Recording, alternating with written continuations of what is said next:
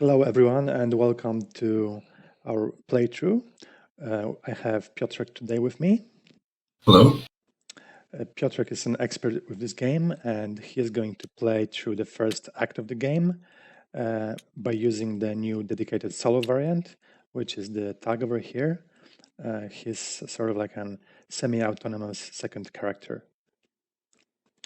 And Piotrek will be playing a Viking today, and we still haven't drawn a trade card, so let's shuffle the deck and draw one. And it is overly heroic. That's all right. Yep. We've got our map here set up.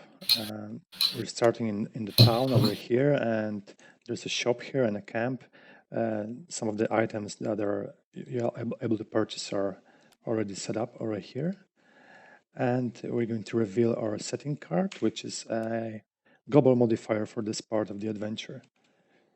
So our setting card is Desperate Townsfolk, which gives you 1 silver when you venture forth or to a new town area. Read the flavor text. You see, whenever you walk past, they won't chant your names whenever they see you. They offer your daughters livestock, virginities. They throw various things at you: flowers, breasts, insults, but mostly silver. Yeah, so Piotr can gain some silver when venturing forth to a new town. We're starting up with 2 silver, and the amount of time Piotr has available for this part of the map is listed here, which is 7. Oh, 1 blue is lacking here. Okay, so let's begin with thinking about the setting. Since there is Desperate Townsfolk, I want to know how deep into the deck I have to venture in order to gain the silver. So 1, 2, okay. The 3rd location is a village, and then the 5th location is a village as well. Yeah, so Piotr players can browse through this deck to sort of see what's coming up next. And different card types have different characteristics. Like, for example, there's a little danger in the forest, a lot of danger but big rewards in the mountains, and there's always a guaranteed shop and a camp effect in the towns. Yes, so I need to spend at least 3 time to get to the nearest village. So that leaves me 4 time to work with. I need to leave 1 time to be sure that I can make a camp after I get there. So basically, I need to reserve 4 time, which leaves me 3 time to work with. So let's see what we have here. Ancient Vault is a very good location. It's a very good area, but I don't have the heroism to make the vault action, and I can only gain 1 from here. So I don't think that I'll be going here. This location is very good if you have stealth already, but I don't have any stealth right now. So I think I'll just go to the village and try to find what's more useful on the way there. Sure. So you're going to make an adventure forth action, which will remove the leftmost card from the play, and you'll enter on a new card of the deck, of the area. Yes. So this goes here. I spend 1 time. I move this. And new area comes out, which is Ancient Battlefield. Oh, oops. Now, the first thing after I venture forth is always rolling the peril die. Right now, it's 1 damage, so I suffer 1 damage, me and the thug. And I have 6 time left. This is a location with a very good exploration bonus. After all of these clue tokens are removed, I can roll for loot plus 0, which is pretty good. Since I know that I have some time to spare, I can perform one of these actions 2 times, or I can just search deck. I don't have any armor, so I'll do the corroded armor once to try to get something for protection, and later I'll decide what I do next. Maybe I'll search, maybe I'll do this action again. So let's start with corroded armor. I remove 1 clue. Oh, wait. First. Second thing after venturing forth, after rolling die, is always drawing an event. Yeah, correct. So, barrels. I roll for the loot, and I gain the bonus accordingly to the result. It's a 4, which means that I gain 1 silver. Nice. And now I perform corroded armor. Yes, so I remove 1 clue. One secret marker from the stack on the card and 1 time to use this location. Now I will search deck for the first armor I find. Okay, here it is.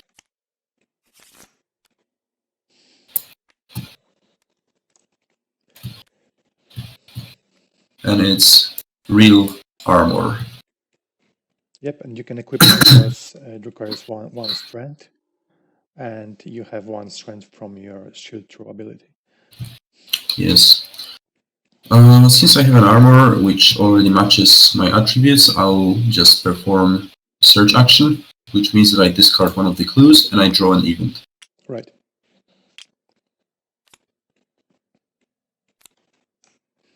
Deadly traps. True heroes do not back away from puny decapitating traps. Or, okay, maybe sometime other time. Since I'm almost fully healed, I am not healed, but almost full HP right now, I don't think I'll be doing camps. I can afford to take 1 peril and gain some heroism. So that's what I'll do. Alright, so the first option. This call basically means you have to roll a peril die, depending on the area you're in. It's 1 roll for the towns and wilderness, and 2 rolls for the mountains and Doomrock areas. Yes, so I receive 1 damage, and I gain 1 heroism. Now that I have 1 heroism, I could, in theory, go here and perform Trial of the Ancients, Devolve, and then go further, but I have to count if I have enough time after this, because I spent 1 time during corroded armor, so I only have 5 left. So this would cost me 1 time to travel here, 1 time to do Trial of the Ancients, that's 2, 1 time to do Devolve, that's 3. Yes. Leaving me 2, venture 1, venture twice. So I would spend all my time and arrive at the village, but I wouldn't have any time to perform camp. Yeah, there's a guaranteed camp in the town, but there's no guarantee that it's going to be a camp that does not cost time. So it will be a big risk to take, and I probably think you're not going to take it, right? I certainly will not take the risk that the camp doesn't require time, but there's an alternative option. I could go here, perform all of the actions I mentioned, and then just do this camp twice. Yeah, right, because there is a camp here. So now you got at least 2 good options to follow. Yes, and let's roll for the loot first, because I already explored the area, so now I have to roll for loot. That's a 3, which means I gain another silver. 4 silver is exactly enough to perform level up. So I have 1 level up guaranteed already. Okay, just to be clear, this loot was from this exploration bonus that's listed below the secret markers. When you clear out all the secret markers from an area, you get this little bonus over here. Yeah. I really like the option with Ancient Vault, because it gives me 2 silver guaranteed and 3 loots plus 0, which will likely allow me to perform another level up. The risk is that if I roll 2 damage from here and I gain 3rd damage from here with only 2 camps, I will not heal to 6 HP, I will heal to 5. So as tempting as the option looks, I think I'll just go for the camp in the village later, and I'll gain 1 silver for it. So that's a nice bonus. Yeah, okay. So we're taking the less risky option. Yes. So venture forth. I remove this. I move this. I move this. Now 2 rolls of the peril dice because this is a mountain area. Yes, at first I spent time, obviously. Yep. Now I reveal this and roll 1, 2. That's 1 expose and 1 damage. So I'm left with 3 HP and I suffer 1 expose. And now there should be 3 clues here.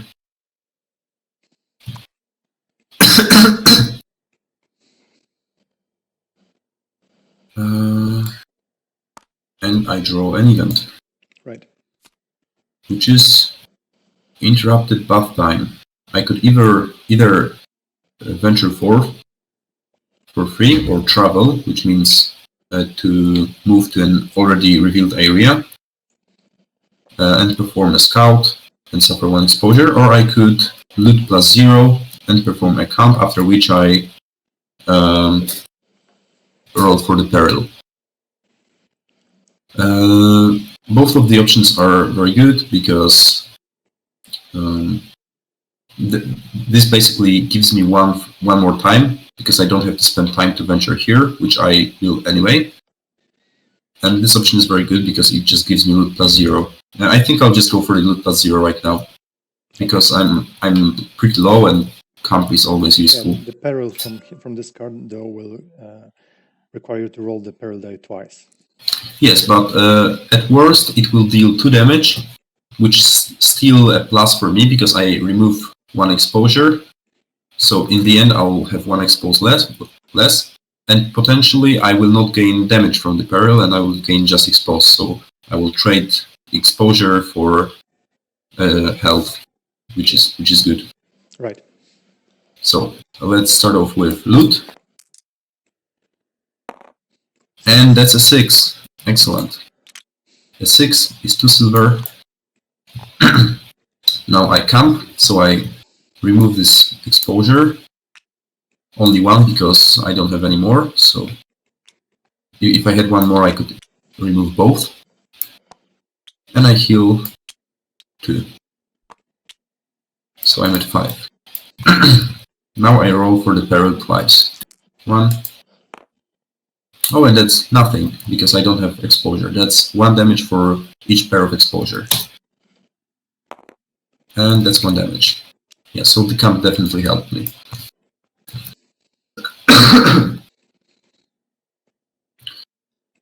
Now, because of the tunnel collapse, I cannot travel to area cards placed to the left of this card, which I wouldn't anyway, so that's not a problem. Unless you explore this whole area, which means remove all the secret markers from here. Yes, so not only would I gain 1 silver for it, I would also negate the effect of tunnel collapse. But since I don't want to travel left anyway, I don't think I'll be exploring this area. I have 4 time left. I'll just venture here and see what I can do. Right. So venture forth again. I spend 1 time.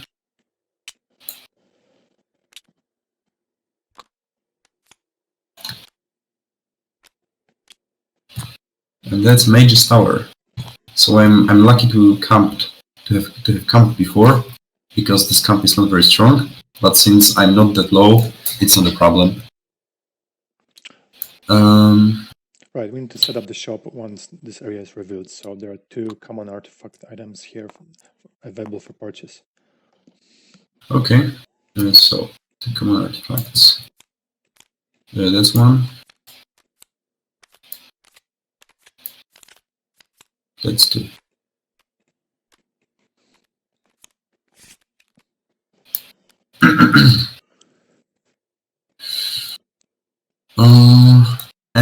Obviously, I roll for the peril first. 1 damage. And I draw an event. Which is a camp. I could even do a camp now. Oh, and I gain 1 silver from Desperate Townsfolk, obviously. I could even do a camp right now and heal fully, which would spare me time. I wouldn't have to sleep outside. What would you do with the remaining time, though? I think I could go back, or with 3 time left, I could do a trick with the warp space, but I don't think I would have enough time to capitalize it. I could. One event here, or do events in this area. Yes, that's one of the options. I was thinking whether I could use the warp space to place this here, venture there, but I don't think I would have enough time for everything anyway. So right, I would probably just use this to scout, travel here, and do the events. Okay. And on the other hand, I wouldn't spend all of my silver then. So I'm just 1 silver short from the 2nd level up, which is kind of unfortunate. You get it by doing an event here. It's a possibility. Yeah. Let's just scout for now, maybe, because I can also search for the loot in the event deck. Oh, yeah. And if I get any loots, then I will just do the event, gain probably, I mean, not probably, but there's a chance that I get silver, and then just do the camp, sleep outside, and level up twice. Right, so scouting means pretty much reveal the top card of any deck. You can reveal the next battle or next event, items, terrain, and it's a more powerful effect than just revealing because you can also put this card at the bottom of the deck. Just discard it, so it doesn't come up. Yes. Yes. So I'll start. Actually, I'll start by scouting the battle. Sure. Just to know what skills I want to take, and that's Angry Mob. More of an AoE battle. Yeah, I want to gain either an AoE or a skill that deals very high damage, because in this combat it's good to overkill your opponent, deal more damage than he has health, because some of the peasants will run away then. You'll see when we set up the combat. For now, that's just the tips on what abilities should I take. Yeah, can be a big deal when leveling up. And the second scout on event, and that's excellent. Okay. I just keep it top, and there is no risk of me not gaining a silver. So now, I do 1 event. Spend 1 time. So I discard this clue, and I draw an event. Which you spend 1 time to gain the event? No, not yet. Okay. Here. So I'm at 8 silver right now, which is exactly what I need. So I just sleep outside. I heal 2 HP. And I level up. Yep, so level up twice because 1 level up costs 4 silver at this moment. 3 abilities. When we're leveling up, we draw 3 abilities, and at this time, when no character has received any abilities, either of those 2 characters can receive 1 of those cards. Oh, that's great. Both Air Slash and Blade Whirl Shot are very good. Blade Whirl Shot allows me to kill up to 3 targets on 1 use, because it deals 2 damage and peasants have 2 health, so I could kill 3 on 1 use of it. Air Slash is very good because it's very good at overkilling targets. So both of the options are interesting. I think I'll just go with Blade Whirl Shot and give it to Thug. Is he going to be engaged a lot? Because this ability has this requirement that you're not able to fire once if you're engaged, right? And you can use this all the time. Yes, but the thing is that hopefully I will be able to. I mean, usually targets are engaged in this combat, but I was hoping that I could use my lasers, which are which can target not only adjacent enemies but also distant enemies, Right. and just clear area around the thug. So Yeah. Okay. I hope I'll be able to use it. Obviously, air slash would be more consistent, but I'll try to play greedy, Okay. and maybe it will pay off. I have to move these things because I don't have enough space. Okay. Right. So this is the first level up, and now the second one. So now the skill has to go to me.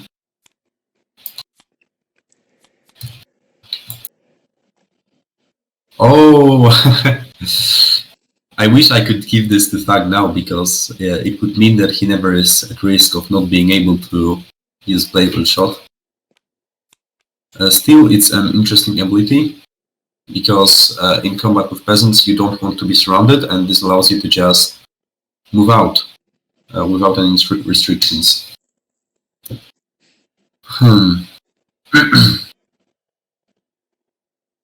You can also I have use to think for mulligan, a right? moment. There is a rule that allows to discard any number of cards to draw 3 new ones. I'm not saying these cards are bad, just explaining the rule. Because this Mhm. ability deck of ours has grown so big, we have to deal with randomness somehow. And that's a really good solution.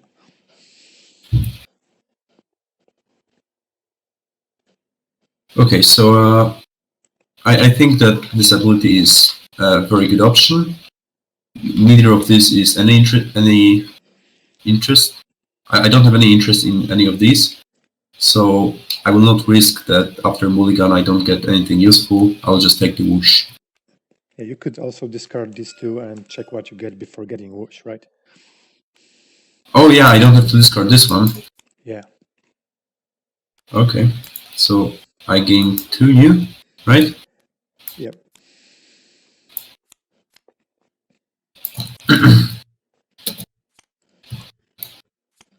Uh, so this is okay for overkilling. However, it doesn't have initiative, and it's unusable if engaged. So it would be very hard to use it. Back to back is a very good ability, but whoosh is still better in my opinion. So I'll just go with the whoosh as I originally planned. Okay, cool. So now we just have 1 time left, correct? Yes, and I spent it to perform the second count to be fully healed. Yeah. Okay. Yep.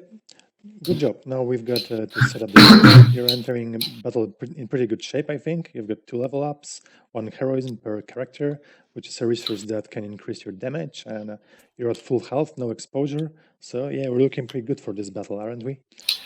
Yeah, I would wish I had 1 shield for each character, but aside from that, I think it's pretty good. I have pretty good odds. Cool. So let's set up this battle and we'll be right back. Okay, so we now have our battle set up according to this diagram over here. And these guys have 2 HP each. And we've also set up the deck that we'll use to activate those enemies. So in the case of 2-player game or solo, we've got 2 twos, 1 3, a queen, a joker, and an ace. And this referred to the activation cards on the other side of this battle. And just to give you a quick overview of how the battles work, the movement in Doomrock is not based on a grid. When you move, you can change, like move to a group or change, move between groups or move away from everybody. And if you're adjacent to an enemy, then you're engaged to that enemy. You're both engaged. And if you're adjacent to double the amount of enemies than the heroes in the current group, then you are surrounded. And sometimes it matters. For example, every hero has this maneuver ability, which you cannot use if you are surrounded. Also, it's worth noting that the Tag has this blade wheel shot, which he won't be able to use if he's engaged. So if any enemies will be adjacent to him, then he won't be able to fire. Okay, so could you tell us something about this character you're playing?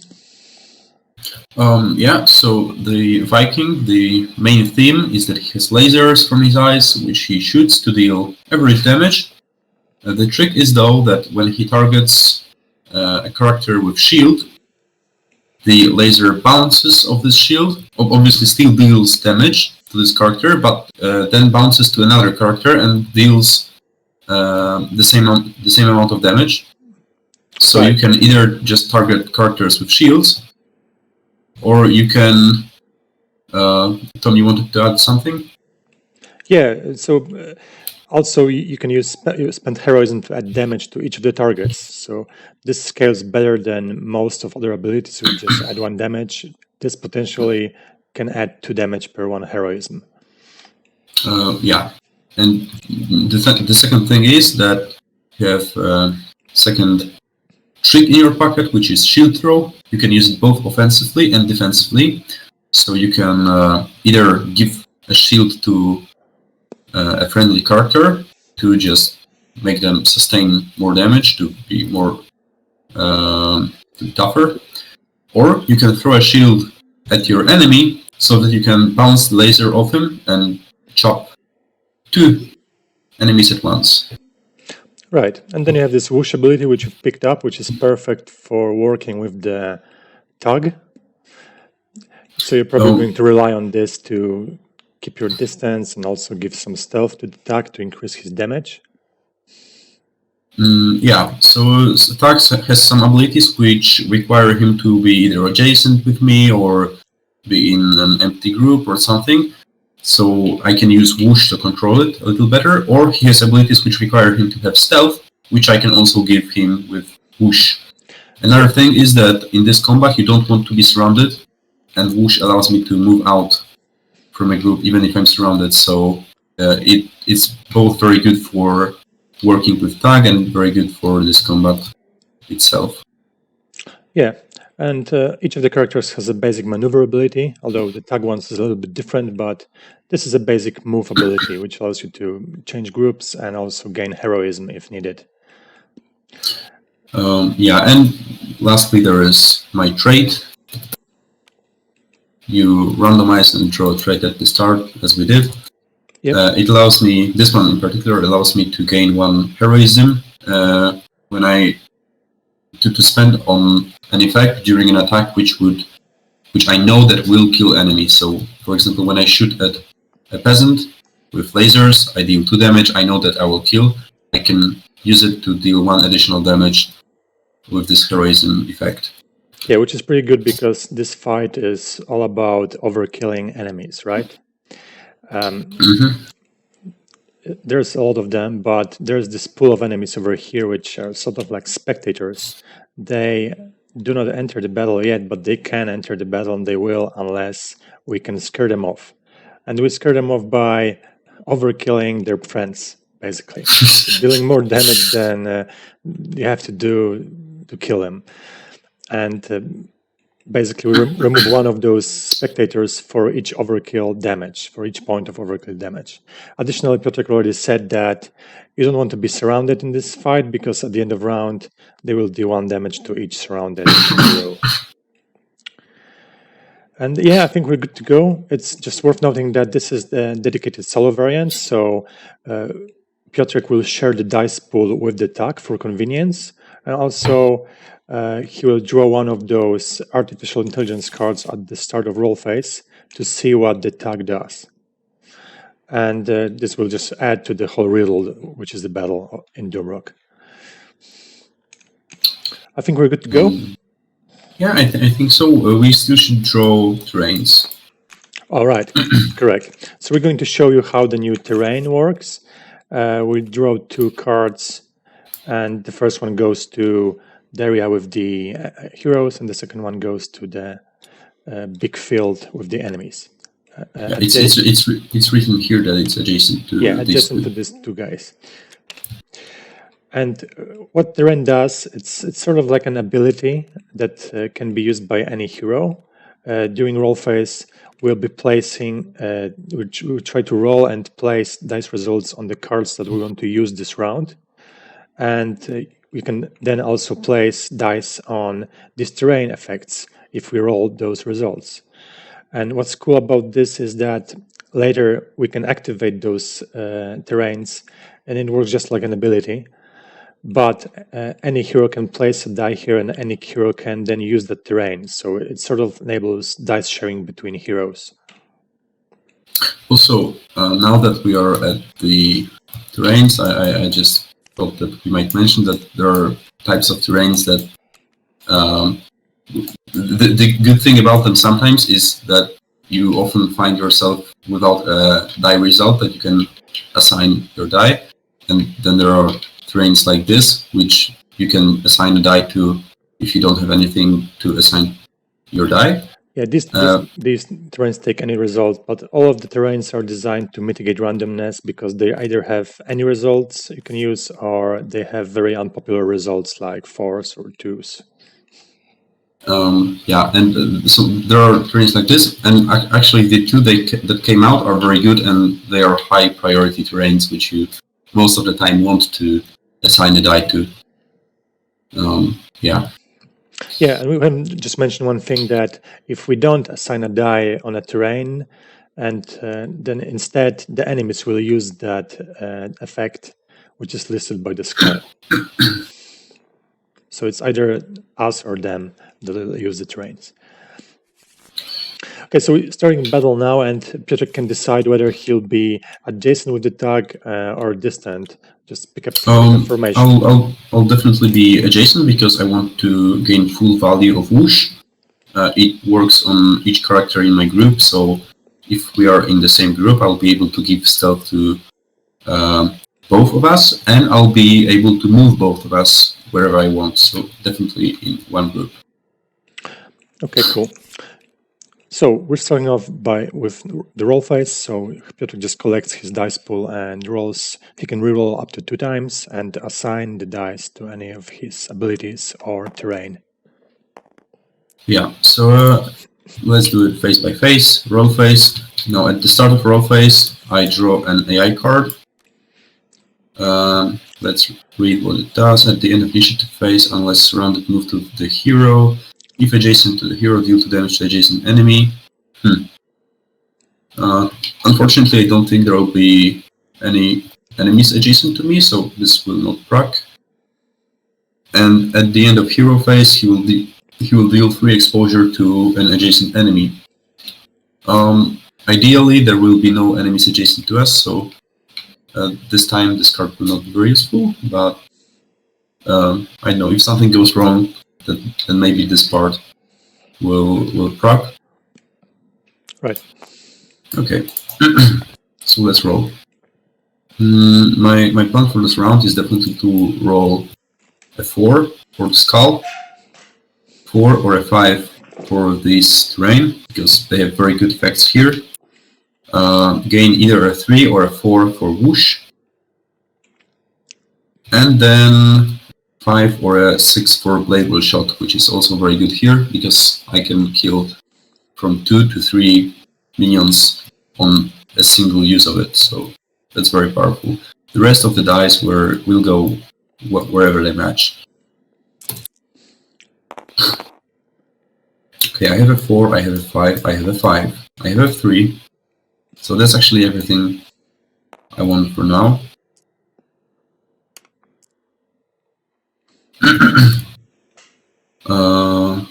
Yeah. So now these two. Hopefully I'll just get laser attacks, but let's see. I have a 5. And this was my second roll, right? Yeah, I've got one more. Yeah, so I have one more to go. That's a 3, and now this 3 allows me to you can reroll this indefinitely because it's got those skull pips, so it's just a way to mitigate randomness on the custom die. Any skull pips can be rerolled any amount of times. Yeah, but now that I think of it, I think I'll just assign it to overly heroic. Yeah. I mean, I guess I can still reroll it just to check whether it's something better, but I think I'll assign it to here because one thing is... Oh, wait! We should have one heroism from the Adventure, right? adventure. We were doing cleanup and forgot. It will allow me to overkill one more, and also I will not suffer exposure for not assigning anything here, which is quite important because on a result of 3, if a peasant goes to you and you don't have any exposure, he just ends his activation. So just in case, I'll assign it here.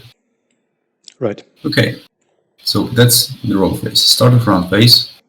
There is nothing at the start of round phase. Initiative phase. Now I can activate abilities that are initiative enabled. I don't think I want to use any because I want to keep whoosh for when I'm surrounded so that I can move to empty groups or to terrains.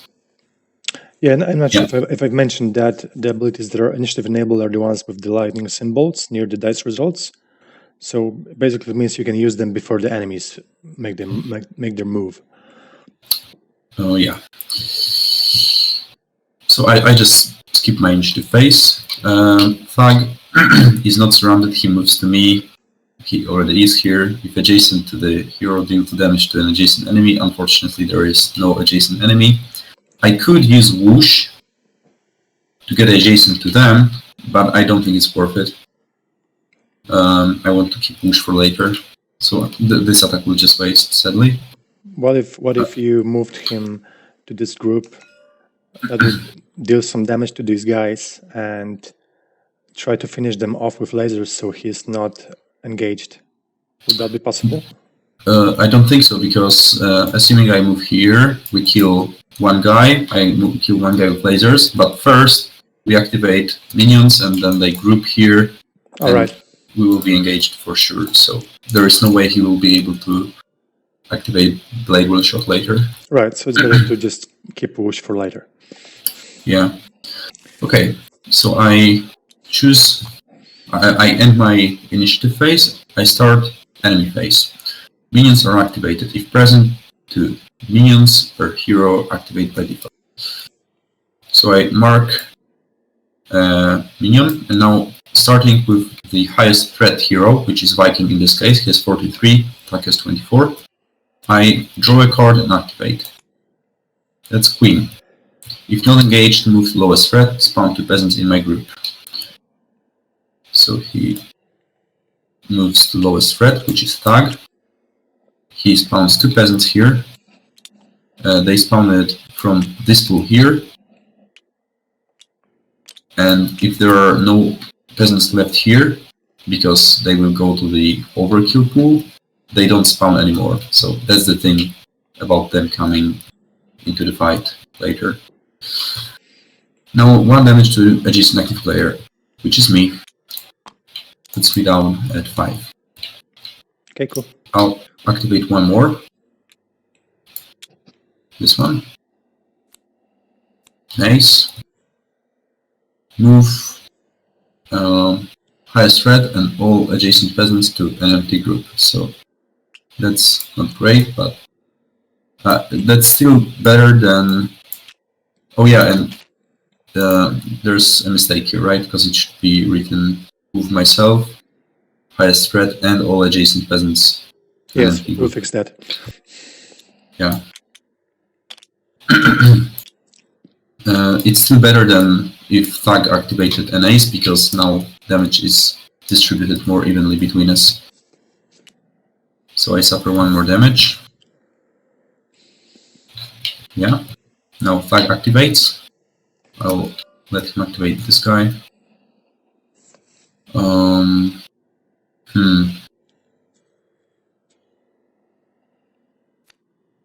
Okay, so I place marker F3. So that's the thing I mentioned. He just moves, and because Thug is not exposed, he just ends his activation. Yeah, and deals one spend. expose to himself. Now, I have a small dilemma because there are only twos on the discard pile. Sorry, in the twos and Joker. The thing is that if another peasant moves to Thag, he will not be able to activate Blade Will Shot because he can still kill this one guy with this, but if another guy moves to him, he will not be able to activate Blade Will. So I think I have to activate one guy here so that they stay next to me, but I will suffer one additional damage due to it. Wouldn't you be able to kill one guy adjacent to the tag with the trap and the second one with the leaving? Viking? Yeah, but from a 2 will move. So they both will move with 2. So yeah, no, with maybe there is. Oh, but I could use this to gain lasers again, potentially. So this would be... Yeah, okay, I'll take the risk. I don't want to take the damage, so let's see. Worst case, I'll use the skull and try to gain additional attack. And that's a Joker, okay, that's lucky.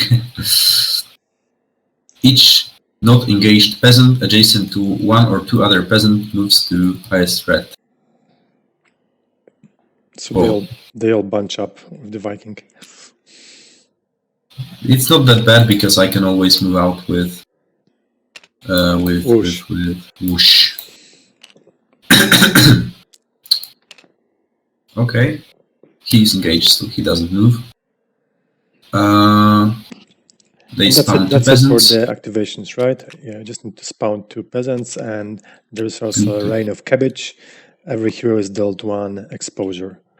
Yeah, that's it.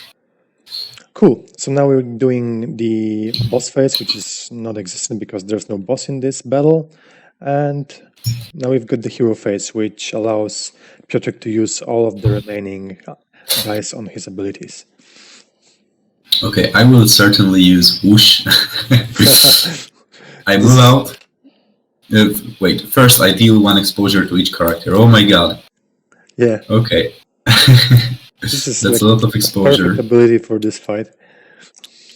But I haven't even seen ever bunch up so hard on one hero.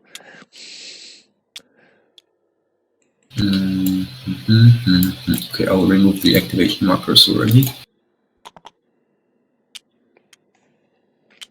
The exposure markers are a negative thing. If a character with an exposure marker is hit, then we reveal those and see if there is like an extra damage or other effects. Okay. And I gain stealth from whoosh. Now,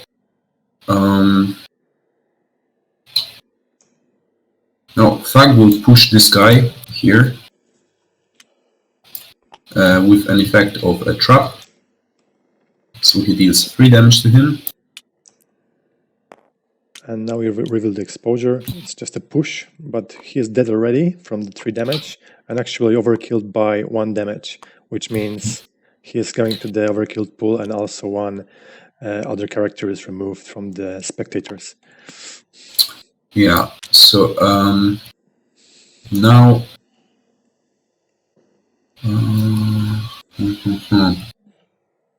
now I'll use the Blade Will Shot and deal damage to these 2 guys.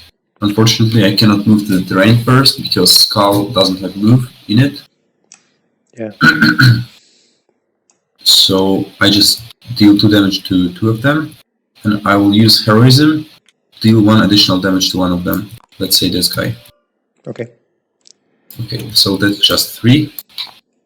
So these 2 go here. This doesn't work because it works on round 3, and so is this one. So.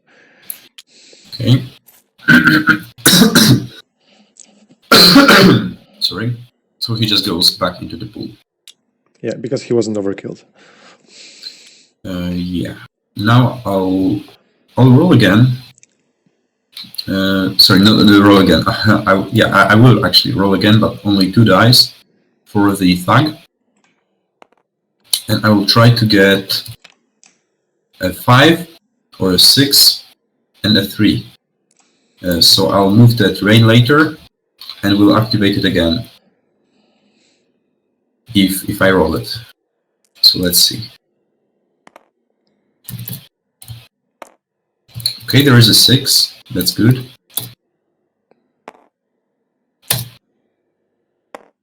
Okay, there is just a 6. It's not bad. It's still okay. So I use it and I kill those 2. No overkill, no overkill.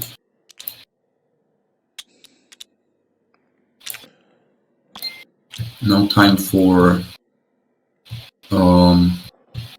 laser shot. So I'll use the laser with 1 heroism, and I'll use overly heroic because I know that I will kill the target. So that's 4 damage on him. Yeah, so 4, still 4. He goes here, and I overkill by 2, so 2 of these go here. And that is it. Unfortunately, this doesn't pop because there are no adjacent enemies to Thag. Yeah, right you now. tried to roll a 3 on the maneuver, I think, but it didn't come up.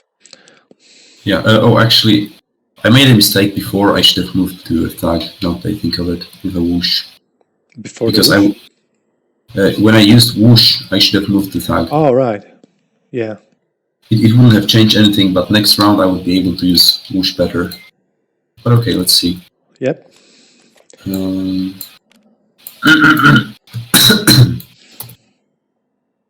So that's the hero phase. But before I end hero phase, I'll use this stealth to remove 1 guy from here and place him here. It's Right, the so stealth effect. Let me explain that. So stealth can be gained from various effects, like, for example, from the whoosh, or the tag has maneuverability that can grant stealth. And you can spend this token for an effect that's always present on the battle sheet. There's always a unique effect, and in this case, it's just you can scare the onlookers. Just set one of those minion markers aside. Just scare one guy away. Okay, so we are now done with the hero phase. We are moving to the end of round phase, which is cleanup phase. We're just getting rid of all the excess tokens, which we don't have. And we're getting back into the roll phase, where Piotrek will roll his dice pool. But first, he will draw a new artificial intelligence card for the tag and see what the tag will do this round.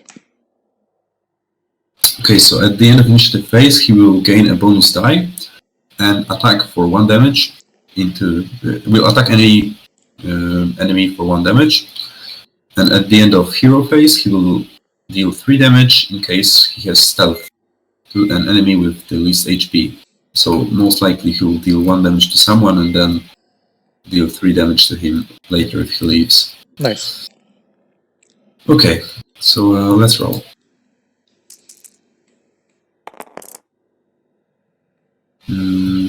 Okay, I have to keep a 4 for the skull.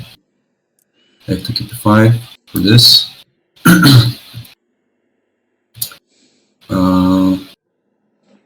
I will keep a 6 for Black Blue Shot. And now I want to gain something for whoosh, so I reroll everything.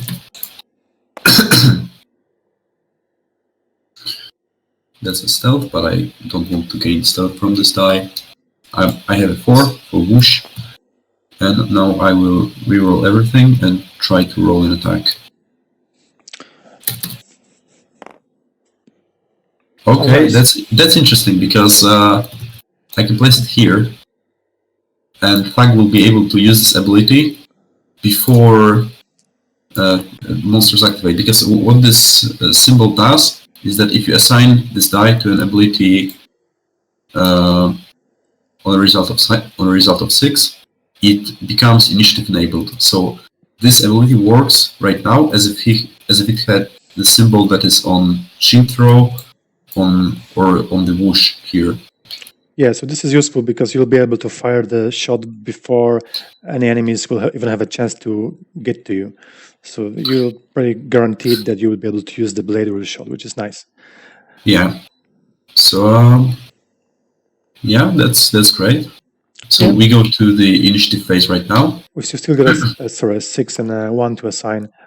Oh yeah, that's a laser for sure, and overly heroic probably, Right. If you or a wouldn't, shield for myself. yeah, Peter can either replace this to a shield, so that will prevent 1 damage when he's get hit, or he can place it on this Okay, I have an card. idea. Yep. Yeah, sorry, go on. Yeah, just saying that this ability accepts any die results, and this is actually also 1. So if he placed it here, he'll be able to use this ability, and he won't receive an exposure marker at the start of round. Yes, but I will definitely place it here because I want to get this exposure marker because of this armor, because it only works if I reveal 2 at the same time. Oh, right, and you've already got 1, so you're spending Yes. this die to gain 1 more exposure. Sorry, shield. Yeah, the shield, and I gain at the start exposure of from round, overly you'll get an heroic. exposure. Sure. Yeah, great. Okay, that was cool. So now we go to the initiative phase because nothing happens. Sorry, we go to the start of round phase, nothing happens, and now we go to the initiative phase. So I'll activate the blade wheel shot, and I will kill 2 of them.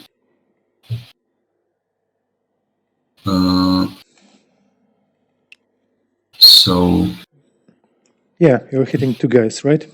Yeah, I'm hitting 2 guys. I don't have any heroism. It's round 2, so this guy takes 3 damage, so he goes out overkilled, and 1 runs away, and he just goes back into the pool. Yep. Now, I think I'll just end my initiative phase, and I'll let Thug roll a bonus die. Hopefully he will roll Blade Wheel Shot again, and if he can use it again, I'll be able to use Skull 3rd time, and maybe he'll use it for the 3rd time, which would be insanely good. But it's unlikely because he will probably get surrounded soon. Still, I just gain the bonus die. A 1, a 2, and a 4. So unfortunately nothing. Still, I'll just use the skull later for Blade Wheel Shot. Right, and he deals 1 damage to any enemy. Which actually matters because they are exposed, so if I hit an exposed with +1 damage, he'll just die. Let's see this. Yep. Okay, that's a good shot. He just dies. Unfortunately, he goes into this pool. Okay. So now we are done with the initiative phase and we go to enemy phase.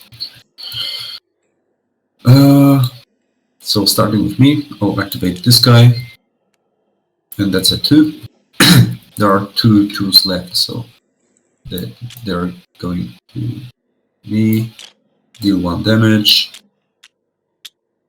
And because they deal damage to me, they consume my exposure, which is push. Okay, so I suffer 2 damage total. Unfortunately, I cannot use it to remove +1 results because there are none. There was push. Yep. So the +1, and because I'm pushed, I receive +1 damage. Oh yeah, that's unfortunate. Okay, and I go to empty group. Now I will activate one of these. Or maybe if I activate one of these, they will all go to me, so I'll just activate this. I place a marker, and they both move to me and deal 1 damage, leaving me at 2. Okay. Now, Hug. I reshuffle the deck. So now it's Doug's turn to activate 2 enemies that were not activated. Yeah, he could. He cannot activate next to me, because if he activates next to me, I will just die from a result of 2 if he draws one. So Probably, he has to activate here. It's a Joker. Each not engaged peasant adjacent to 1 or 2 other peasants moves to highest threat. So they are adjacent to 3, so it doesn't pop, right? Yes. And now 1 exposure to each hero. Okay. Yep. And It's another. Rain of Cabbage. Oh, sorry, wait. They first spawn 2 peasants. We didn't spawn them. Right. And now another. The queen. If not engaged, move to lowest threat. Spawn 2 peasants in my group. So he moves here. Spawns 2 peasants.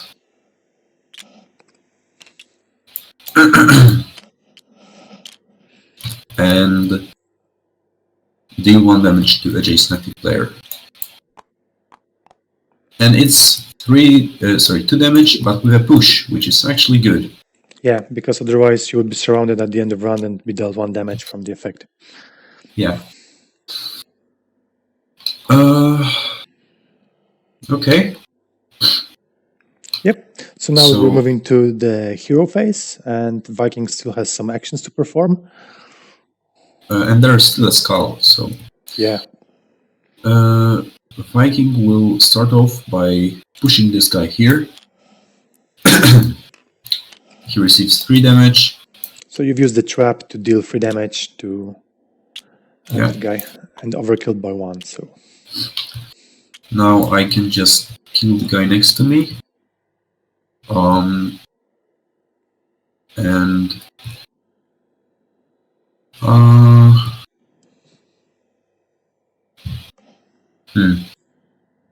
let's just do it. I'll kill this guy. I do not overkill, but there is escalation of combat, so all of the exposure go back into the bag. It's just basically a shuffle marker.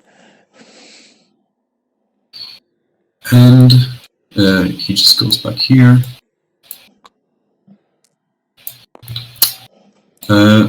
Sadly, I don't have any use for whoosh, but I couldn't predict it because there could be, for example, an ace, and it would cause me to be surrounded by more of them, so I had to assign it here. I can still use it, suffer 1 exposure, sadly, but I will gain stealth, which I use to discard 1 of these, like I did before, here. And I can move to Thug. Yeah, because you would want to be adjacent to him for the next round, so you can possibly take advantage of your adjacency for his deck, or use whoosh later. Yes, and now I'll use the skull. Yep. For Thug. So he gains 2 bonus dice. And you probably want to roll 5s and 6s to get more shots of the blade rule shot, right? Oh yeah. Yeah. So 1 here, and 3 would be good, because I would gain attack. But unfortunately not, so I just use blade rule, kill 2 more. Let's target these 2. Okay. So they receive 2 damage each, so they just go back into the pool.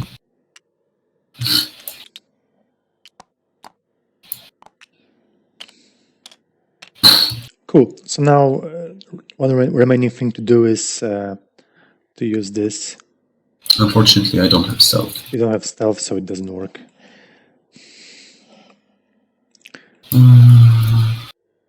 So that's the hero phase. Right. Next turn, we got the new roll phase.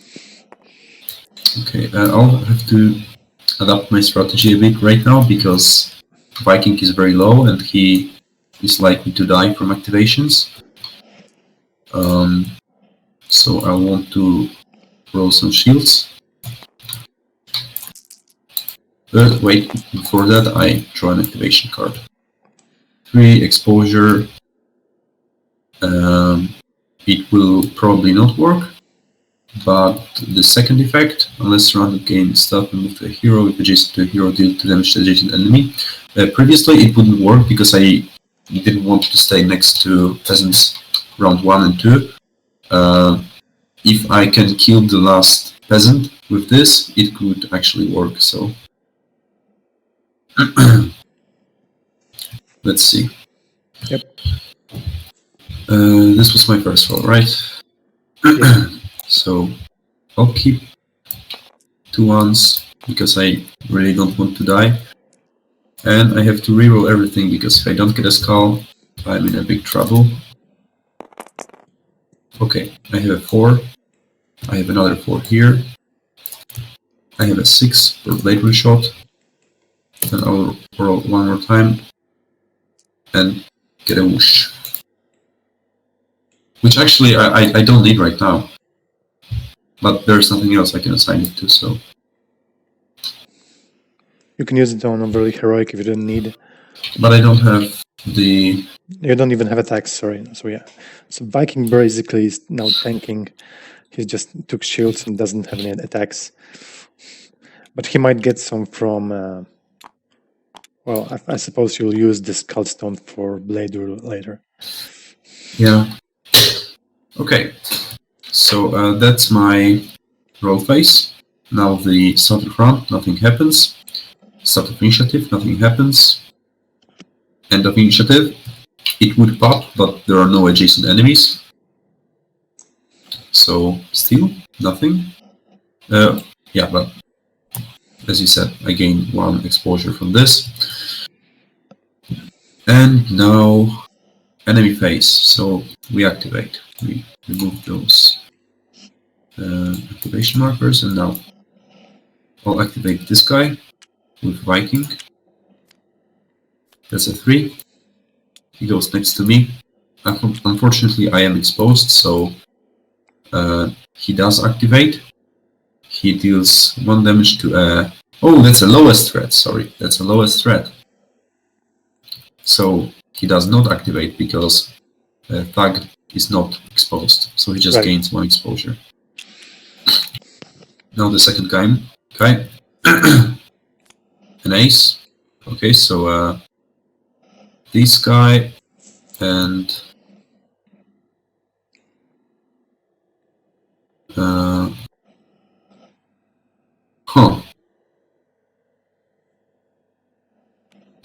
I just realized where the confusion was from, because it's written remove highest threat and all adjacent peasants, and now it doesn't say whether it refers to adjacent peasants adjacent to Viking or adjacent to this guy. Yeah, it should say adjacent to the highest threat, right? Just to be specific about it. Okay. So they move like this.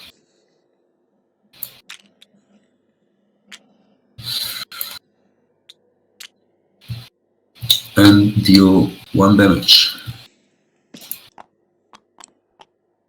2 because of the push, right? And 3 because it's round 3. But I can use its armor to reduce this because it's rounded. Ignore half of the +1 results rounded up. Yeah. Wait.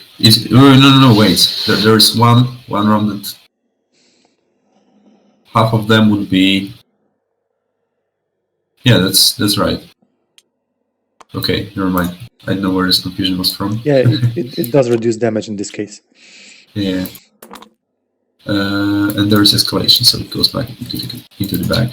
And I suffer 1/2 damage. Now, Thug will activate 2 guys. This one at 2, he moves to him, deals 1 damage. And here, they all move to him. They deal 1 damage. Now, I think I will have to use the skull after all, to use 2 whooshes. Move out from here, go to here, and then move out with him. hopefully this will work. So because I'm done with all of the monster activations, I go to boss phase. There's no boss, so to hero phase. And now I'll use one whoosh. I'll move here, so they suffer one exposure each. I'll remove the markers already. Yeah, and now you're going to use this call, right? Yeah. And basically my whole plan relies on me rolling a 3 or a 4.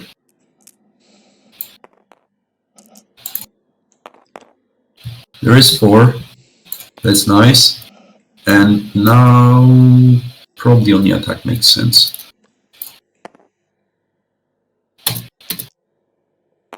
There is an attack. Oh. Okay, so now I use the stealth, I discard one guy from the pool because there's nothing else I can do with it.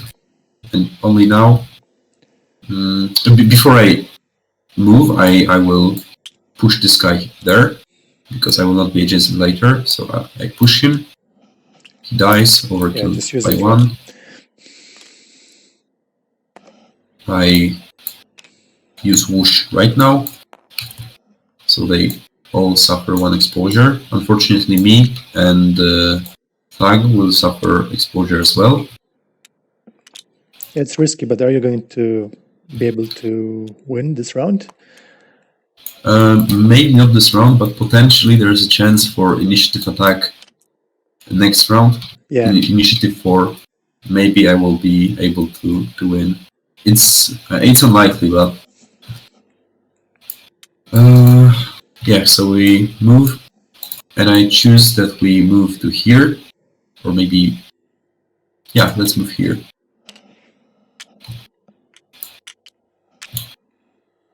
Now Thug will use blade will shot and kill 3 targets. Wait, we both have a stealth because of the whoosh. Yeah. It's just enough, I think. Blade will shot. I'm just trying to consider whether you should move differently with the end of, because of the end of hero phase on this card. But if you have a plan, go ahead. Christ.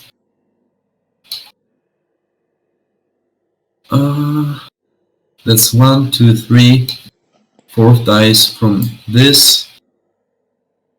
I kill 4. If I move them, he will not kill 3. Wait, unless run game stuff and move to hero. Oh, you're right. Yeah. If I move like this, that works. Now he deals 2 damage to 3 of these guys. They will die regardless. Overkill doesn't matter here, but we'll check it just for sure. Yeah, because you're planning to clear them out, and that would win you the battle.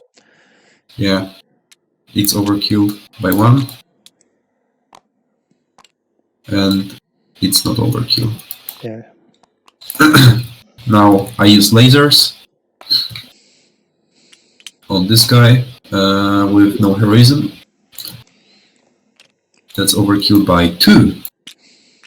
So he goes here, all of them go here, and now at the end of hero phase, Thug, unless surrounded, he is not surrounded, gains stealth, moves to the hero.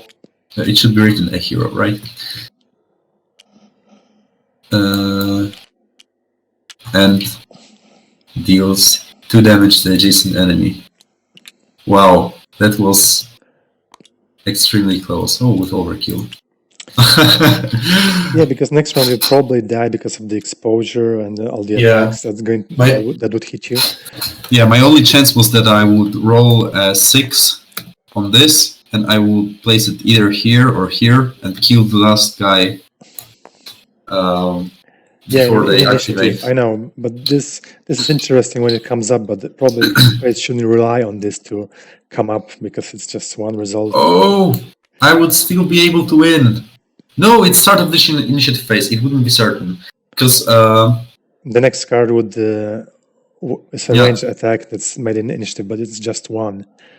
So Unless no, no, you, no, no, no. With heroism, I could kill them. yeah, So I would probably be able to win next round, but this was the cleaner way to go. yeah. But it was a very, very close game. I'm glad that we presented this artificial intelligence deck and how it works. How it, you reveal the card at the start of the round roll phase, and you sort of have to plan around it, and it adds to the whole riddle, which is interesting. And in contrast to the previous version where you had two dice pools and had to roll them separately to control two heroes, I think that's a much better solo variant. Yeah, when playing, because I've played with both with two players and with Thug. I think that Thug is more intuitional to play with. Like the common dice pool allows you to plan more easily. Because when you have separate heroes, usually when you play a hero in a two-player game with another player, you just think about what your hero needs to do, right? And you have to do two separate plans to see what two separate heroes have to do. If you have two heroes, if you have Thug and Viking, it's easier to make them cooperate. Planning is interesting when you have two heroes and two people talking about the plan, right? Yeah, but unless you hear voices in your head, I prefer like this. Okay, thanks for watching. Good job, Piotrek. You just barely won, which was interesting. I think you've made the most of the situation, and we thought this fight was going to be easy because of the whoosh ability and everything, but yeah, it still gave you quite a challenge, didn't it? Yeah, it absolutely. There was one thing that set me back a little, which we already mentioned before. When I used whoosh, I should have moved to another hero. Right, yeah. But in the end, it came out okay. Yeah, what's good about this game is mostly you can track your mistake and see the cause of what you've done wrong and what caused your defeat if you were defeated. Yeah, that's a thing. On the one hand, it's yeah, but generally it's better because there are games where you play until the very end and you can finish a game and not know what caused you to lose ever. Like you don't find out. In Doomrock, it punches right after. Okay, thanks everyone for watching. Thank you, Piotrek, and see you guys next time.